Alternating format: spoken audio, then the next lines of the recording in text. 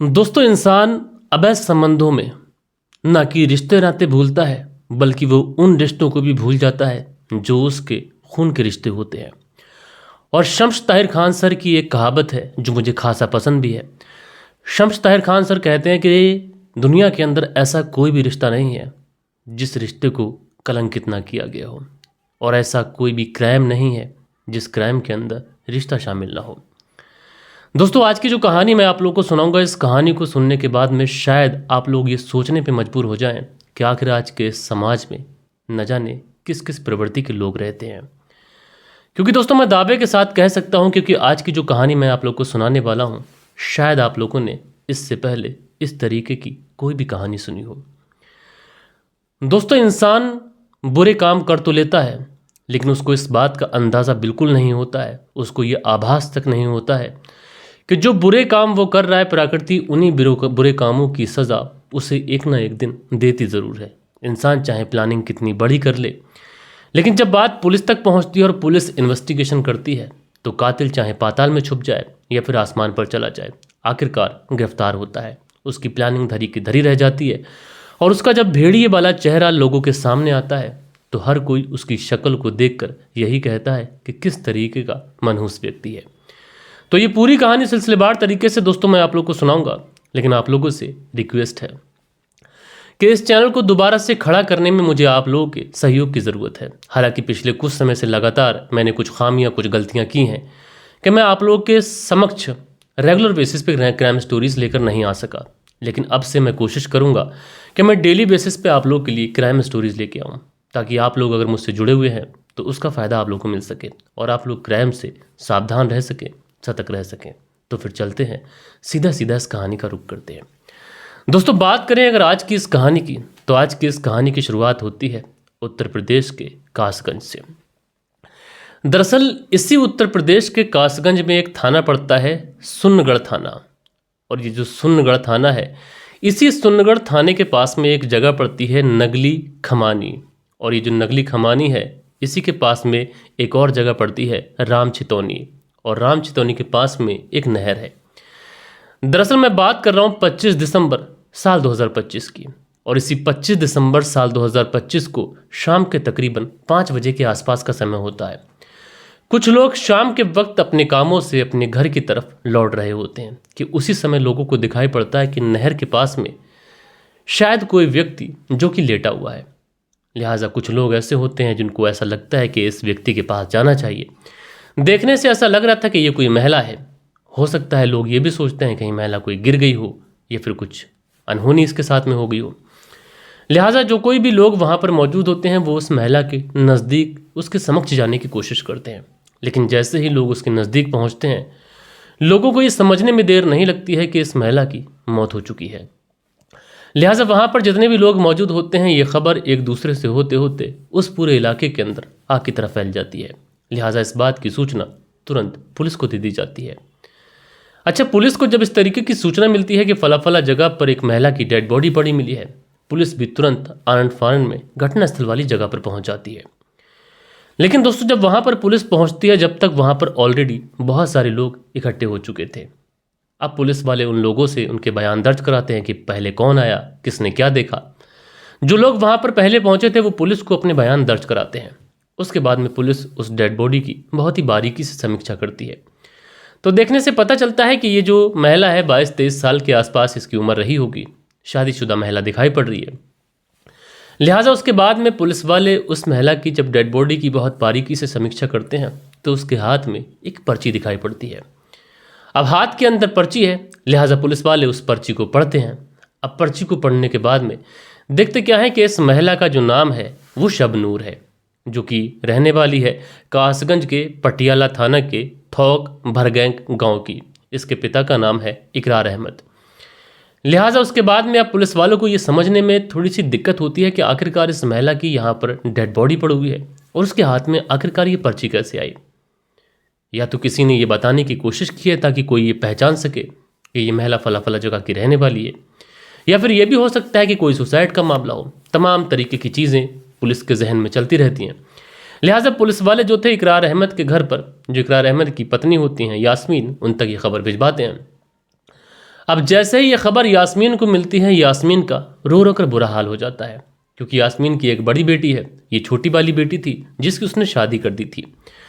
और शबनूर की शादी जो हुई थी वो 2 साल पहले हुई थी, और जो कि एक जगह पड़ती है गजंडू डबारा, और इसी में एक गांव पड़ता है पंच पोखरा गांव। यहीं के रहने वाले जाबिर के साथ में इस शबनूर की शादी कर दी गई थी। लिहाजा उसके बाद में जो यास्मीन होती है तुरंत उस घटनास्थल वाली जगह पर पहुंचती है और रो रो कर अपनी बेटी को अपने गले से लगाती है और कहती है कि मुझे नहीं पता था कि तुम्हारा पति तुम्हें इतना ज़्यादा परेशान करता है और एक दिन वो तुम्हारे साथ ऐसा भी कुछ कर सकता है। अब पुलिस वाले यहाँ पर यास्मीन से पूछताछ करते हैं कि क्या कुछ हुआ था, तुम्हें किसके ऊपर डाउट है, किसके ऊपर शक है, हमें बताओ, ताकि हम कातिल को पकड़ सकें और तुम्हारी बेटी को इंसाफ दिला सके और उस मुजरिम को कठोर से कठोर सजा दिला सके। तो जो यास्मीन होती है वो रोते हुए कहती है कल उसका दामाद जो जाबिर था वो उसके घर आया था और 5 से 5:30 बजे से पहले यानी 4 बजे के आसपास वो उसकी बेटी को उसके घर से अपने घर ले जाने के लिए लेके गया था, यानी मायके से ससुराल ले जाने के लिए आया था। अच्छा, हम लोगों ने भी भेज दिया, ऐसा कुछ था नहीं कि हम नहीं भेजते। तो हो ना हो साहब, मेरी बेटी की हत्या मेरे दामाद जाबिर ने ही की है। और क्योंकि मेरी बेटी अक्सर कहा करती थी कि जो जाबिर और उसके जो परिवार वाले हैं ये अक्सर उसको प्रताड़ित करते हैं, दहेज के लिए उसे परेशान करते हैं, पैसों की डिमांड करते हैं। लेकिन मुझे नहीं पता था कि मेरी बेटी जो कह रही है वो इतना ज़्यादा सीरियस है और ये लोग मेरी बच्ची की जान भी ले सकते हैं। अब पुलिस वाले ये मामला सुनते हैं, तुरंत इस मामले में जाबिर और उसके चाचा सत्तार, जाबिर का भाई जुबैर और जाबिर की जो बहन होती है जिसका नाम होता है रहमतुल, इन सब के खिलाफ दहेज हत्या का मामला दर्ज करते हैं और उसके बाद इस केस को सुलझाने के लिए अपनी इन्वेस्टिगेशन को आगे बढ़ाते हैं। उसके बाद में डेड बॉडी जो होती है उस डेड बॉडी को सीधा सीधा पोस्टमार्टम के लिए भेज दिया जाता है। डेड बॉडी पोस्टमार्टम के लिए जा चुकी थी, जो चीज़ें होंगी वो पोस्टमार्टम की रिपोर्ट में क्लियर होंगी। लेकिन दोस्तों सवाल ये था कि आखिरकार जाबिर अपनी पत्नी की हत्या उसके घर से ले जाते वक्त क्यों करेगा। इसलिए पुलिस की जो टीम होती है तुरंत जाबिर के घर पे पहुंचती है। जाबिर जो होता है उस समय घर पे ही होता है। पुलिस वाले जाबिर को उठाते हैं, उठाने के बाद में सीधा पुलिस थाने लेके आ जाते हैं। जाबिर से पूछताछ करते हैं तो जाबिर कहता है कि साहब ऐसा कुछ भी नहीं है, मैं तो अपनी पत्नी से बहुत ज़्यादा प्रेम करता था और भला मैं क्यों अपनी पत्नी को प्रताड़ित करूंगा। 2 साल हमारी शादी को हो चुके, कभी हमारे बीच में लड़ाई नहीं हुई, कभी झगड़ा नहीं हुआ, तो ऐसा कैसे पॉसिबल है कि मैं अपनी बहू को यानी अपनी पत्नी को उसके मायके से लेके आऊँ और रास्ते में कत्ल कर दूँ। क्या मुझे फंसने का डर नहीं है? क्या मुझे ये डर नहीं है कि मैं ही लेके आऊँगा और मैं ही कत्ल करूँगा, मैं फंसूंगा नहीं? अच्छा, पुलिस वालों को भी जो जाबिर की बात थी ये थोड़ी लॉजिकली लगती है, इसलिए पुलिस वाले जाबिर को टेक्निकल आधार पर खंगालना शुरू करते हैं। सबसे पहले जाबिर की कॉल डिटेल से लेकर उसकी लास्ट लोकेशन, इन सारी चीज़ों पर रिसर्च करते हैं। तो पता चलता है कि जिस समय कत्ल हुआ था उस समय जो जाबिर की लास्ट लोकेशन थी उसी के गाँव के अंदर मौजूद थी। तो ये तो पॉसिबल था नहीं कि जाबिर एक ही समय में अपने घर पे भी हो और एक ही समय में अपने ससुराल पहुंच जाए। लिहाजा पुलिस को यह शक होता है कि कहीं ना कहीं जो यास्मीन है वो झूठ बोल रही है। अब पुलिस वाले जो थे वो यास्मीन के बारे में जानकारी जुटाना शुरू करते हैं। हालांकि पुलिस अभी भी जाबिर के खिलाफ जो दहेज हत्या का मामला है वो ऑलरेडी दर्ज कर चुकी थी और जाबिर को अपनी कस्टडी में रखी हुई थी। लेकिन यहाँ पर जो शबनूर होती है यानी जाबिर की सास जो होती है यास्मीन, शबनूर की माँ, उसके अगेंस्ट जब सबूत जुटाना पुलिस शुरू करती है तो पुलिस को यहाँ पर बहुत महत्वपूर्ण कुछ सबूत मिलते हैं। दरअसल पुलिस को यह पता चलता है कि ये जो यास्मीन है, जाबिर की सास और शबनूर की माँ, जिस दिन कत्ल हुआ था उस दिन ये एक नंबर पर लगातार बात कर रही थी। अब पुलिस वाले जब उस नंबर के बारे में पता चलाते हैं तो पता चलता है कि ये नंबर किसी रईस अहमद नाम के व्यक्ति के नाम पर रजिस्टर्ड है, जो कि उझानी बदायूं का रहने वाला है। अब पुलिस वाले ये पता करते हैं कि ये रईस अहमद आखिर है कौन। अब जब इस बारे में जानकारी जुटाई जाती है तो पता ये चलता है कि जो यास्मीन की बड़ी वाली बेटी है, ये जो रईस अहमद है, ये उसी का ससुर है, यानी यास्मीन का संबंधी। लिहाजा उसके बाद में पुलिस वाले अब रईस अहमद की लास्ट लोकेशन, ये सारी चीज़ें ट्रैक करते हैं और जिस दिन कत्ल हुआ था उस दिन रईस अहमद की जो लोकेशन थी ये इसी सुन्नीगढ़ थाने के आसपास थी। लिहाजा पुलिस वालों को समझने में अब देर नहीं लगती है और पुलिस वाले समझ जाते हैं कि इस केस के अंदर जो यास्मीन है उसके साथ उसका समधी रईस अहमद मिला हुआ है। लिहाजा उसके बाद में पुलिस वाले यास्मीन और रईस अहमद इन दोनों को उठा लेते हैं उठाने के बाद में इन दोनों को पुलिस थाने लेके आ जाते हैं। अब पुलिस थाने लाने के बाद में यास्मीन से पूछताछ की जाती है। यास्मीन इधर उधर की बातें बताती है, लेकिन पुलिस के पास सबूत थे, कॉल डिटेल्स थी, लास्ट लोकेशन थी। लिहाजा उसके बाद में पुलिस वाले जब सही तरीके से यास्मीन की मेहमान नवाजी करते हैं तो थोड़ी ही देर के बाद में जो यास्मीन होती है ये अपना जुर्म कबूल करती है और कहती है कि साहब, अपनी बेटी की हत्या मैंने ही की है। अब पुलिस वाले जब हत्या के पीछे का रीज़न जानने की कोशिश करते हैं तो एक ऐसी कहानी निकल के आती है जो कहीं ना कहीं रिश्तों को कुछ इस तरीके से कलंकित करती है कि इंसान सोचने और समझने में मजबूर हो जाता है। और पुलिस वाले कुछ देर तक तो यास्मीन के चेहरे को ही देखते रहते हैं।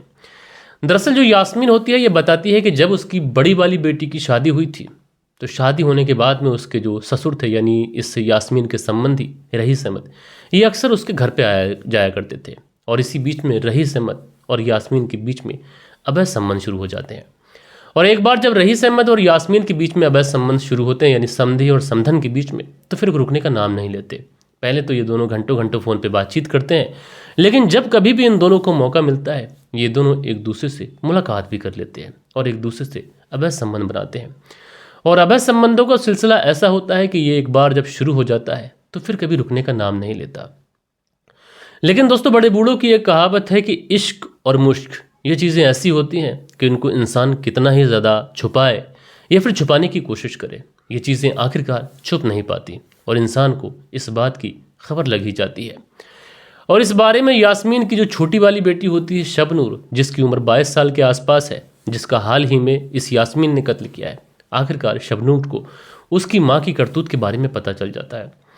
वो अपनी माँ को तमाम तरीके से समझाने की कोशिश करती है, लेकिन उसकी जो माँ थी ये अपने सम थी, रईस अहमद को छोड़ने के लिए तैयार नहीं थी। लिहाजा शबनूर अपनी माँ को धमकाते हुए कहती है कि देखो, अगर तुम इन चीज़ों से बाज नहीं आई तो मैं अपने पति को इस बारे में बता दूंगी, जिसके बाद सोच लो कि तुम्हारी समाज के अंदर बड़ी बदनामी हो जाएगी।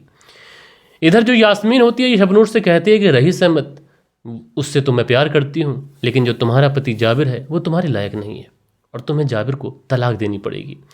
लेकिन शबनूर ना तो तलाक देने के लिए तैयार थी और ना अपनी माँ की इन हरकतों को एक्सेप्ट करने के लिए तैयार थी। इसलिए वो अपनी माँ को धमकाते हुए कहती है कि देखो, जो तुम कर रही हो उन चीज़ों से बाज आ जाओ, और अगर तुम बाज नहीं आई तो उसके जिम्मेदार तुम खुद होगी। समाज के अंदर तुम कहीं मुंह दिखाने के लायक नहीं रहोगी। इसी वजह से जो यास्मीन होती है अपने समधी रईस अहमद के साथ मिलकर अपनी बेटी शबनूर के कत्ल की प्लानिंग करती है। और उसके बाद 25 दिसंबर साल 2025 को ये लोग पहुंच जाते हैं इसी शबनूर के घर पर और वहां से इसे लिबाने के बहाने घर लेके आ रहे होते हैं। लेकिन रास्ते में ही सुनगढ़ थाना के पास में ये शबनूर को एक चाउमीन के ठेले पर रोकते हैं और वहाँ पर चाउमीन वगैरह लेते हैं। लेकिन शबनूर को चाउमीन देने से पहले जो रईस अहमद था ये बड़ी चालाकी के साथ में उसमें नशे की दवा मिला देता है। अब जैसे ही शबनूर उस चाउमीन को खाती है उसे हल्की हल्की नींद आने लगती है। वहाँ से ये लोग उसे बाइक पर बिठाते हैं और एक सुनसान जगह पर ले जाकर जब शबनूर काफ़ी ज़्यादा बेसुध हो जाती है तो उसके बाद में रईस अहमद शबनूर का रेप करता है और उसके बाद में ये लोग उसकी गला दबाकर हत्या करते हैं। और हत्या करने के बाद में उसके तमाम जेवर ये सारी चीज़ें छीन लेते हैं। उसके बाद उसके शव को वहीं पर छोड़ते हैं और वहाँ से 9-11 हो जाते हैं। लेकिन 9-11 होने से पहले पहले इन्होंने शबनूर के हाथ में एक पर्ची थमा दी थी जिससे शबनूर की शव की पहचान हो सके। और इन लोगों का प्लान ये था कि जो शबनूर के पति जाबिर हैं उनको इस दहेज हत्या के केस में फंसाया जाएगा, उसके बाद में उनसे सेटलमेंट किया जाएगा और अच्छे खासे पैसे भी ऐंठ लिए जाएंगे। यानी इस तरीके से एक तीर से दो निशाने करने का प्लान था यास्मीन का। और यास्मीन जब पकड़ी जाती है तो लोग सिर्फ इससे यही कह रहे होते हैं कि ऐसी माँ को आज के इस दौर में कुमाता कहते हैं। बहरहाल दोस्तों, आप लोग इस पूरी कहानी के बारे में जो भी सोचते हो अपनी राय ज़रूर से ज़रूर दीजिएगा। लेकिन ऐसी माँ को क्या सज़ा मिलनी चाहिए ये भी कमेंट्स करके बताइएगा। मैं मिलता हूँ आप लोगों से कल के दिन किसी और स्टोरी के साथ में। जब तक के लिए अपना ख्याल रखें, देश का ख्याल रखें, परिवार के रिश्तों की अहमियत को समझें। जय हिंद, जय भारत।